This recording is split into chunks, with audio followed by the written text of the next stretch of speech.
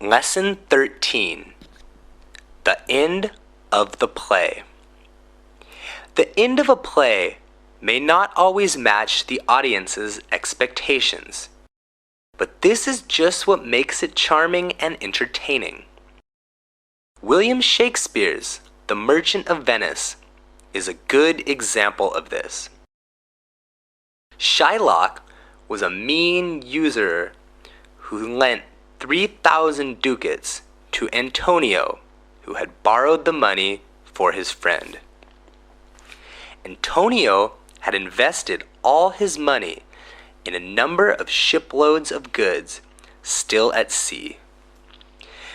They had a contract that if Antonio could not pay back the money in time, the lender would have the right to cut a pound of flesh from the debtor's chest. Unfortunately, Antonio's fleet met a storm at sea, so he could not fulfill his promise to pay on time. Shylock asked the judge to allow him to cut a pound of flesh from his debtor according to the contract they both signed. Shylock had hated Antonio for a long time, since the latter often lent others money without charging interest, which undermined Shylock's business.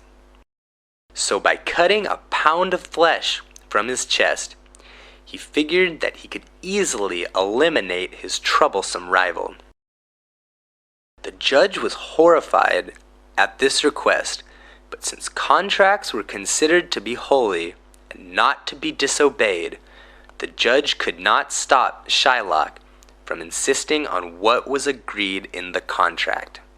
He exerted all effort to persuade Shylock to give up this right, but failed, leaving him with no choice but to agree with him.